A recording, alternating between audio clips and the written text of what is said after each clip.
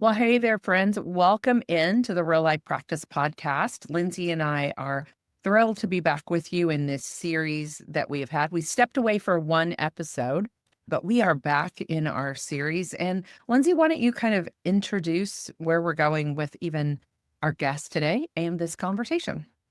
So, we are in a series looking at seasons of formation, both connected to seasons of life and what it looks like to develop spiritually alongside different decades. And so, we are interviewing people that are in different seasons of life because we believe we can learn from each other, whether it's someone who is in an earlier season from you or a later season than you. We can learn from each other because each stage has a uniqueness about how we connect with God and how we grow. And so, today, we are very excited to welcome a special guest who is going to share from his life and his experience. Welcome, Jim Carroll, to the podcast. He is one of the pastors at New Hope Church, and Teresa and I know him really well and just thought he would be a great person to talk about kind of late 40s, early 50s. Jim, your exact age is 51, I believe. Perhaps. So kind of bridging the gap between those two decades. But Jim, why don't you introduce yourself? Just tell us a little bit about who you are, your family, what you do. Just introduce yourself for us today. Sure.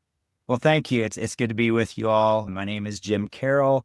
I'm from a small town, spent most of my life there, aside from going away to college. My wife is also from that same small town, grew up down the block from me. We've been married for almost 24 years. We have 3 kids, 18, 15, and 12. And here, January of 2025, made a transition to a new career after about 30 years in physical therapy to become the campus pastor at our church. And so that's where I'm at, one of the older guys on the podcast.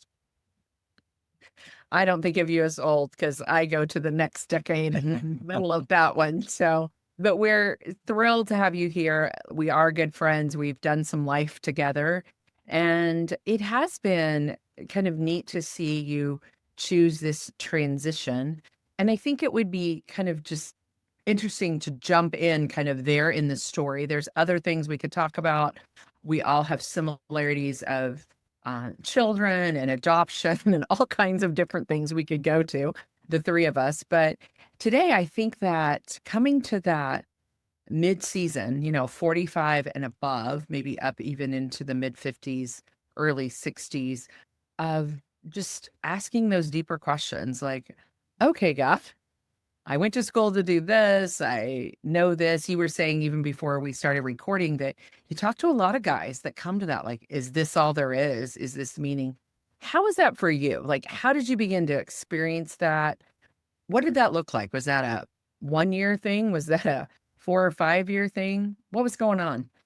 Yeah, that's a good question. I'm not sure I could fully define when and where things started, but I think there was a phase of my career where I have a few different college degrees, and physical therapy is the first one, and it's the one that I just always kind of defaulted back to, but I've worked in areas of kind of leadership or supervisor in that role in various ways over the years. I even stepped out of that role for a short time at one point to do some financial services type things. Later stepped out of that role to go into healthcare administration. That didn't really pan out. I just always kind of landed back to physical therapy because it's what I knew and what I felt I was good at. It was never really that I didn't enjoy it or I was just disliking or hating what I did.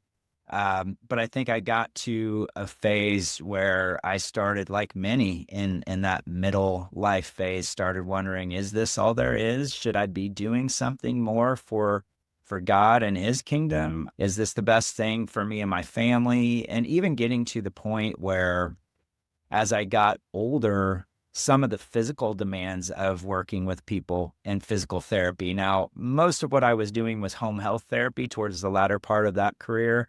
And it wasn't too strenuous. I really was enjoying it. I really liked where I was. In fact, one time I told my boss, just let me be in this home health car going to see people until I'm old and gray and I'll be happy.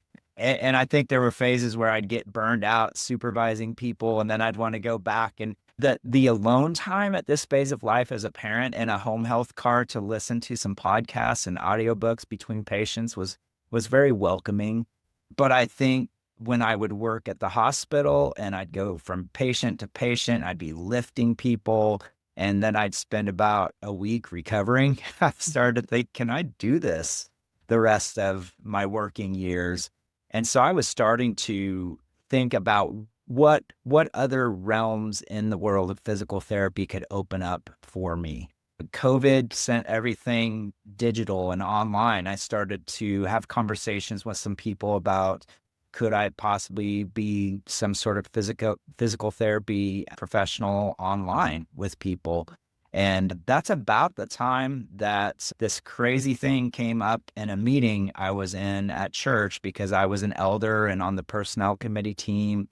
And we were having a conversation about the potential need for a campus pastor. And I think I asked, do y'all have anybody in mind?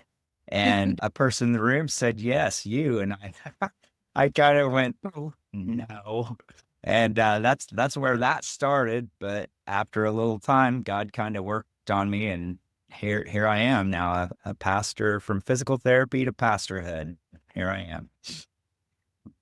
Could you say more, Jim, about that initial resistance you felt to maybe making a career move? What was that process like for you of discerning and feeling called? And, end of the story is you did eventually move into that pastoral role. Tell us more about the process of making that decision.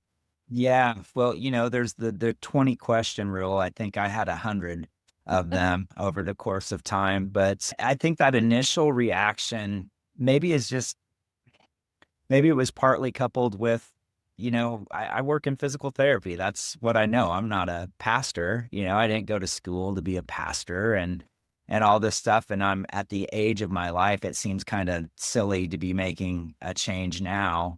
But then I think even in the course of a matter of hours, of that first reaction, which, to everybody's credit in the room, they did not press, they did not push into that. They just kind of let it go. But I even sat on it for a few days, which is abnormal. Usually I would take something like that right to my wife to discuss.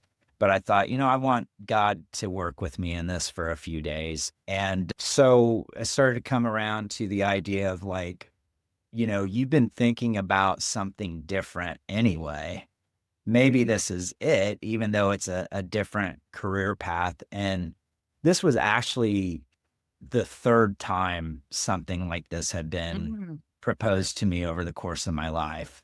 Once from this church for another location, and another time at another church that one of our coworkers' husband was the lead pastor of the church. And I thought, sometimes when things come around a third time, maybe we should take it a little seriously. And maybe God's trying to tell me something and do something here. And then by the time I got to the point of talking with my wife, she's like, oh, yeah, I thought you might be a good person for that role. And I was like, oh, why didn't you tell me? I think that's interesting, Jim, that you say, in this season, many times you have enough years that something has come around more than once. I was talking with a friend of ours, actually on our team, this weekend at our in-person retreat. And we were talking about something in her life, and she's around the same age as well, later 40s. And I said, well, how I've often referenced every decade is anew. And when I met her, she was like in 28, and I said something about decades, and she was like, no. And she goes, wow, I kind of get what you used to say about, life turns over. And to me, it's not an exact science, but it seems to happen in about 10-year things. And as we work with like the life maps, and people actually in that second map dot out their stories, it's one of the tools that we have. You start to see the patterns like you're talking about of, oh, God, you've been preparing me. You've given me this question before. So I just think that's interesting for people that are listening to notice what are patterns you're seeing that are things that open up, or behavior. I mean, there's lots of things that we could talk about there, but thanks for sharing that part, because I think that's a key part to say this wasn't a new question that had been brought. Mm. Yeah. Yeah. So Jim, I'm curious how, you talked about making the decision and accepting the job, making a career transition. What was that transition like as you moved into this role, as you stepped away from a very particular type of work into a new work? What felt consistent? What felt different? What was good about it? What was hard? Just talk to us about what that initial transition felt like.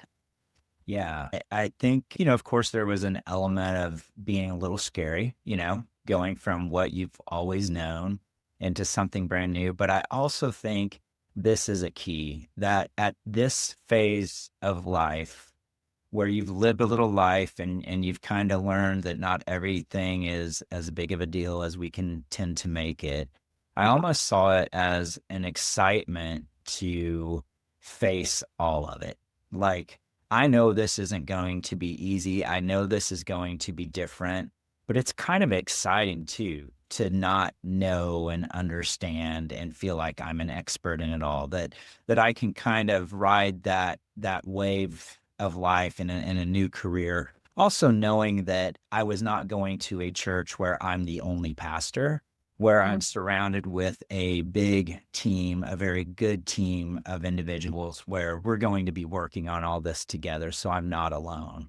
So was it easy? No. In fact, our lead pastor, who you both know very well, had told me that the things that I faced in the first 3 months, he kept telling me, this is not typical. It will get better. I mean, it was crazy. It was a crazy first 3 months. There were things that we faced and walked together through as a team that it's like, holy cow, is this how it's going to be all the time? But one thing that I found is that, and I don't know if people can understand this. I hope that you have some listeners who can relate to this. But even though it was a completely different field and a completely different career, there are so many similarities between physical therapy and ministry as a pastor. Now, I'm not talking about the actual working with patients on exercises or rehabilitation, but it's a people business.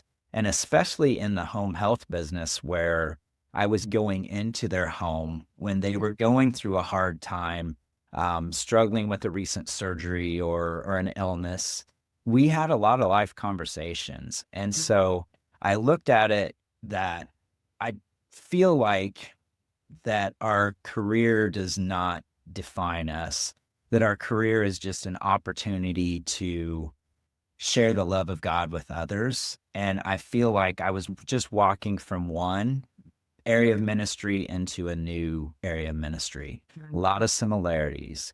One of the biggest struggles was the time. I was used to basically a 9-to-5 job, so to speak, where I clocked in, I did my work, I clocked out at the end of the day, and it was all over, to a position that doesn't really work on that time clock always. I knew that would be the case, and I've had great leadership teach me boundaries, and I'm walking through that and learning as I go. But I found that it was hard for me to not put in those hours at the church. I felt like I was kind of not doing my job if I left early or went to work out at 3:30 instead of 4:30 or 5. And so that though I'm learning, I will not say I've got it figured out, but it's hard from going to that line of work for years and most of your life to something that works and operates a little bit differently.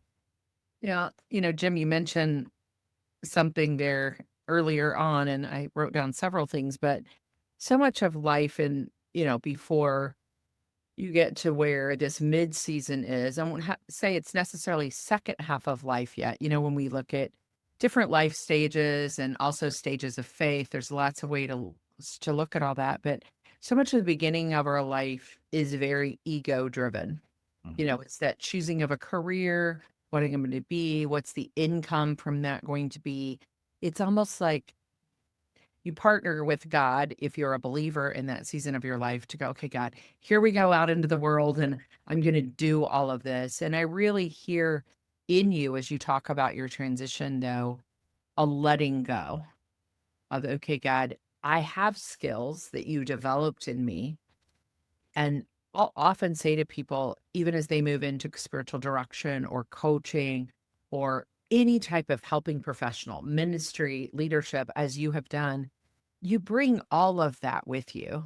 God is forming you in all of those things, knowing how to be with people in their homes, how to have difficult conversations. He's forming us in everything. I have some crazy technology background in my story, or Lindsay has a very gifted ability to write and do things. And, we carry all of that in. Some are very task driven, like, I just know this skill set, but some are the formation of us. And that God is preparing us the whole way for the next thing. What do you feel like God prepared in you? You named the conversations. Is there anything else just from your deep spiritual, like maybe things he walked you through, things that you experience, you and your wife together or as a family, that you felt like, man, because of that, I show up differently now in not necessarily ministry, but just in the way I'm able to be with people? Mhm.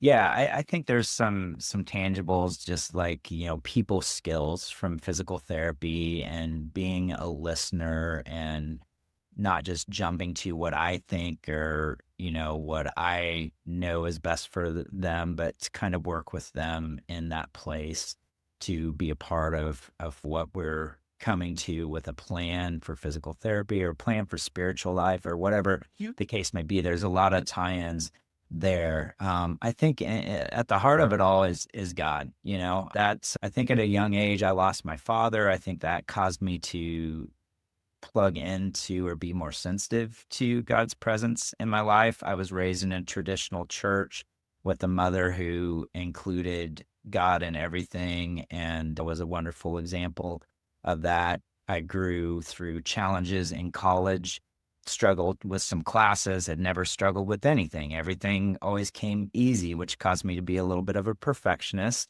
And that was a wake-up call, but it drove me closer to God. And that's where I think I went from a religion to relationship. Plus, I have an amazing wife who just has such strong faith. And, we have grown together through our church involvement, through helping other people. So God's always been there, but it's fun when you get older and you can kind of look back and be like, oh, this is what God was doing all along through here and bringing me to this point. Is this where I'm going to be long term up until the end of time? I don't know. I mean, I'm definitely open to that. I feel like I'm where God has placed me. And I think as you grow and mature, you start to learn that what we want and what we plan isn't always in God's plan, but his plan is better and it all plays and it all works together. And just being a little bit more open to be along for that ride and that journey and not be the conductor of it all, not to be the one driving the ship, but be the one that is just grateful for who I am and where I am and seeing how it all plays together and knowing that God's in control of all of that. Even my wife will say, with my college degrees, it's like healthcare administration, sports medicine, physical therapy, the way I'm wired for just people and leadership, like those opportunities. I had been looking for a job for some time that would fill that. And now I'm in a position where I have opportunities for all of those giftings. Am I fully equipped? No way. I'm still a big old piece of work and a work in progress, and I always will be. And I'm happy with that. I don't want to ever feel that I've arrived, because then it's about me. It's not about my dependence on God. I love seeing how what God formed in you was brought into this role that you are now. And it's just such a reminder that whatever role or position we're in, we bring our own transforming self. And that is what God uses. And God uses the work that's been done in us to minister to other people, and that God meets us right where we're at. So I love how who you are is what you bring to this role. And you are a pastor to your patients, and you are a pastor in our community, and that has stayed consistent. And that's been so cool to see in you as you've developed into this role. I would love for you to share as well, what were some of the shifts in your routines and rhythms, even in your life with God, as you moved into a ministry position, and how that might have looked or felt different? You mentioned kind of with some of the time and the schedule. So maybe speak to that a little bit, but also even your spiritual practices, how that might have shifted as you moved into just a new realm. Yeah, that's a good question. I think sometimes, especially if you're in Christ-centered, career or ministry, you might think, well, I'm going to be a pastor now. I have all kinds of time to spend with God and read the Bible, but We're it laughing doesn't just because work. we've both been there, Jeff. It doesn't just work that way. It's an interesting career because there's always something different and new every day, and there's surprises around every corner. But I think with anything, and I hesitate to say too much about what works for me because I know it can be different for everybody, but I got to build that time in. Like, I can't look at, I'm a pastor, so I'm going to get all the God I need. I'm still Jim, and I still need this, this personal time with the Lord. And so I've shifted things a little bit to where I was thinking about this, that as I've aged, like, my eyes are starting to fail and I don't see as well as I used to, but yet I feel like I see things bigger and brighter and different in life than I ever had. My ears are starting to fail. I don't hear as well as I used to, but yet I feel like I notice with all my senses, and I listen better and I ask questions. Um, I have to go to the bathroom more now that I'm older, and you would be amazed the cool conversations I have in the restroom on a Sunday morning at the church. Um, That could be the coffee too, Jim. that's probably it as well. I do drink more coffee now. Yeah. But no, I think what I have found for myself and what I want for my team is that the first priority needs to be our own personal relationship with God. And for me, that's early morning. I like to get up early morning when the sun is coming up and it's quiet and the rest of the household has not started to stir yet, and spend that time with God. Now, am I so regimented at checking a box that has to be all day, every day? No. I miss times, and I've learned to be okay when I miss those times because there's still opportunity. And I think before, also, I used to work out in the morning, and now I work out at the end of my day because that just works better in my schedule, and it's a good way to stop my day and separate my work day from my at-home life with my wife and my kids. And that just seems to work better for me right now. It's not to say that it'll never change, but I've kind of gotten into that rhythm and routine. I've been more intentional with my schedule to where I block certain times for the most important things at the times when I'm at my freshest and I'm going to be most attentive and most productive. But I've also learned that over the course of time in my faith journey, that it's not about perfection. It's not about having to check this box every day, my things to do list, that I spent time with God. It's more about including him in all aspects of my day and just trying to be connected enough to the Lord that I am sensitive to his prompting and the opportunities and the interruptions, and being more okay with that. I'm a little bit more chill of a person than I used to be.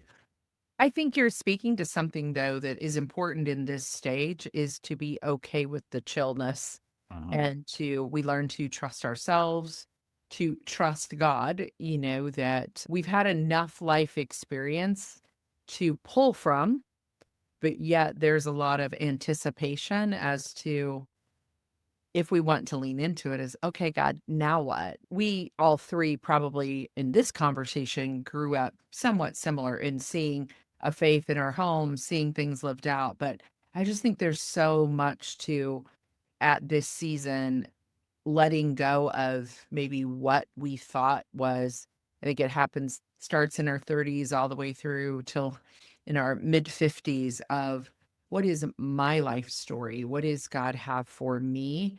And we pull from there if we've had that. If you haven't had that, I do think you lean more into your church family, or you're looking for people to be your mentors or your spiritual guides. I think that's why it's so important, the work that all of us do. We all do it a little bit differently, whether it's inside the church or outside, that you do start to look for who's ahead of me, who am I leaning into? I think you've done a lot of that, whether that be through, like you said, while I was driving around in my car, I had podcasts and books and things.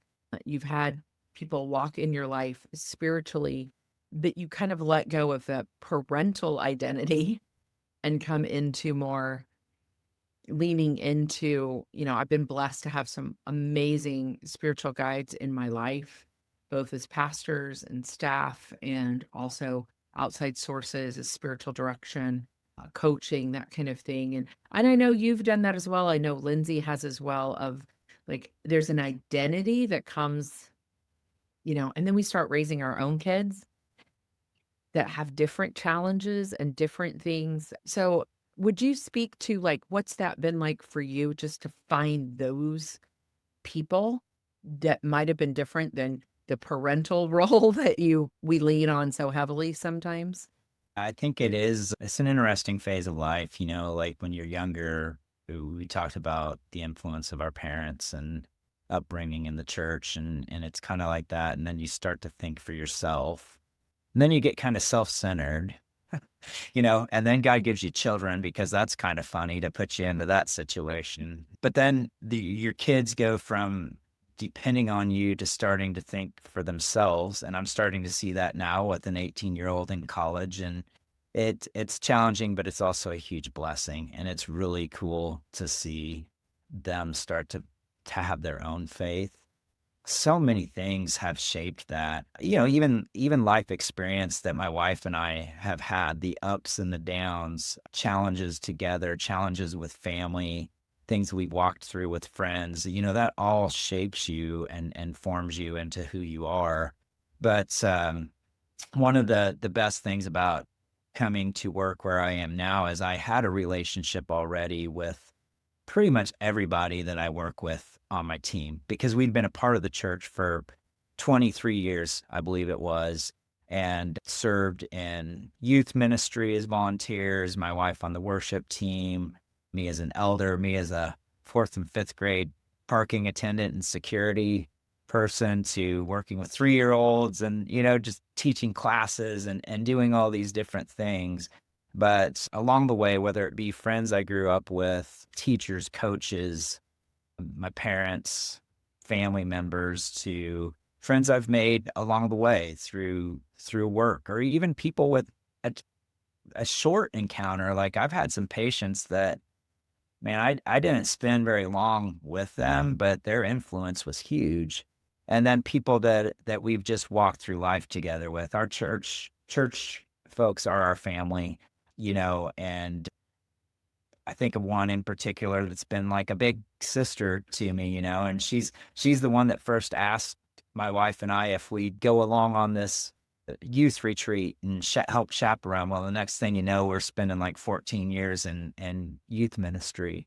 But yeah, little bits and pieces that you pick up from different people along the way. I've sought people to be a mentor in my life for a season. Our former senior pastor, kind of what you mentioned, Teresa, I think you also go from a point of being about me and what can I get, to thinking about raising up or helping along that next generation, And I feel like I've always kind of had people in my life that are younger than me that I kind of help along the way, or maybe share my life experiences. But you can learn from younger people too, like you said at the start of this podcast, to somebody that's walking through the same phase of life that I am. That's important. That's important as an individual. That's important as a couple, for my wife and I, to older folks that have been there and seen that and done that. That's all important. That all plays, and that's all definitely helped helped shape me. Just surrounding yourself with the right people with the, the same values and morals and faith, and it's a huge help. Yeah. I love what you said there. I think that's a great place to kind of begin to wrap our conversation, because it is. You're at the season you're in, early 50s. You're in the middle. You're in that. Yes, there are people younger than you. Yes, there are people right there with you. And yet there's also people to draw. And I think it's really why we're doing the series. Every season is different, but this season, in some ways, gives you the fullest perspective, because all of that, you're still shaping your kids. As you said, you've still got kids at home. So you're not only pouring into maybe coworkers or people that are younger, but you literally still got kids at home. And then you have those walking with you. And then there's this rich, vast group of people that are ahead of you in the spiritual walk. And I hate to say that never happens again, but the older I get, or, later on when we do one of the episodes with people that are in their 80s, almost 90, that's different, right? You're constantly, I think God is just drawing us more and more to total and complete dependence on him. If we're lucky enough, blessed enough to live long life, there's more behind us than there is ahead. And you're just in this rich season right now, just to name it as, wow, it's on all sides. And you're leaning into how God has wired you in that. So appreciate you, friend. Yeah, you too. Thanks so much, Jim, for sharing with us. I'm knowing you and your family and your story. I'm just so grateful for how you've been attentive to God's invitations in your life and being open to the new path that he has for you, that is new, but also just so rooted in who you are and how you are present with people. And so I'm just grateful for who you are in my life and in our community and our church. And so I just love that we get to share some of your story today as part of this series. So thank you so much for joining us. Thank you both so much too. Sure think the world of both of you, and really appreciate you having me. Absolutely. We're so grateful. Well, thank you everyone for listening in to this conversation, and make sure you check out the rest of the episodes in the series as we learn from people in different decades and different seasons of formation. Make sure you check out, we referenced our tool of One Life Maps, which is a way to recognize and respond to God in your own story. We have those available in digital format, so you can download those for yourself, or you can join our subscription where you can use those in your work or ministry with others. So check out onelifemaps.com or our show notes to learn more about that. Also, make sure you download the free resource that is all about the life development questions. So what are the questions we're asking at each stage of life, and how can we sit with those and listen to God in those? So check out that free download as well. So we will be back with a new episode in a couple of weeks. And so we hope you will join us then. Thanks so much.